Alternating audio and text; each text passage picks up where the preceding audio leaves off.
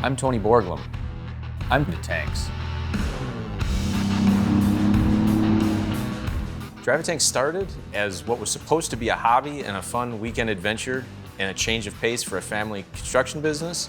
A friend of ours had actually given me an Army truck when I was about 15 or 16. That was my project through high school. That's what really got me hanging out with the military vehicle crowd and the people. And that's when I realized that you could buy armored vehicles. So me and my dad got on a plane, we went to England.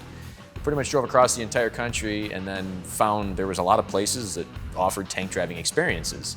And that's when we kind of realized that, there's nobody in America offering tank driving at this time, no military experiences like this, so we wound up purchasing a few vehicles. Fast forward 10, 12 years and we're where we are today.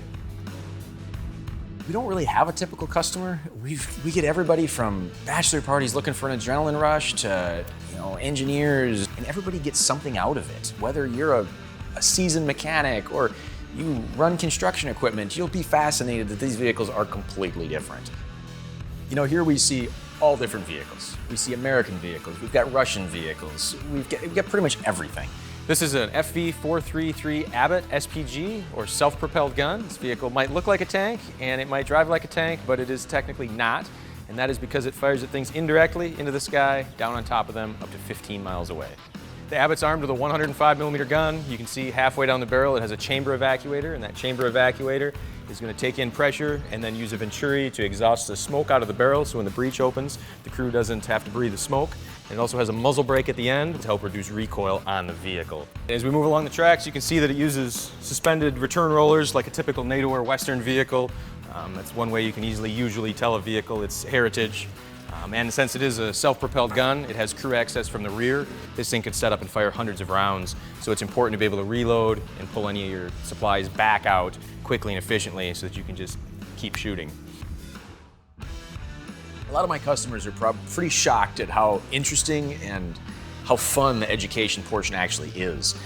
We take everybody through a 15-minute safety briefing and then about a 30 to 40-minute briefing on tanks, why they have them, the history of tanks, and some basics about the vehicles they're going to experience. And a lot of people tell me that was the best part of the day. They almost get an adrenaline rush out of learning about things.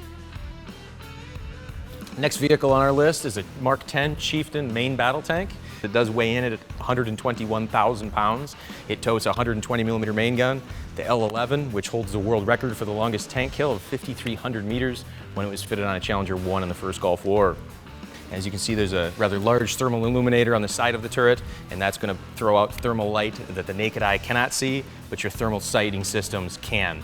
So basically, in dead night, to the crew, the world is daylight. Something unique to Chieftains and most British tanks is their Horseman-Style suspension. As you can see, all of the suspension components are on the outside of the vehicle, and that gives more room inside of the vehicle.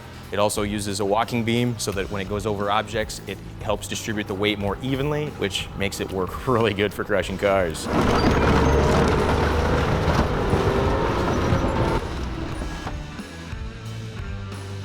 All right, and the last vehicle we'll look at today is our M4 A2 E8 Sherman Medium. It does have a 76mm main gun. The idea behind the high-velocity cannon was to engage armored targets. Interesting piece of equipment the other vehicles also lack is the hull-mounted machine gun. The Sherman also has a 50 caliber machine gun on the top of the turret because throughout World War II, a 50 caliber machine gun was an effective way to shoot down aircraft. I think one of the most thrilling or exciting parts of the job is when somebody comes and they look at this equipment and then they get excited because of the equipment or their experience, and they had no idea. They'll say, I thought I was just going to come and drive a tank around, and there's so much more to it, and they're into that.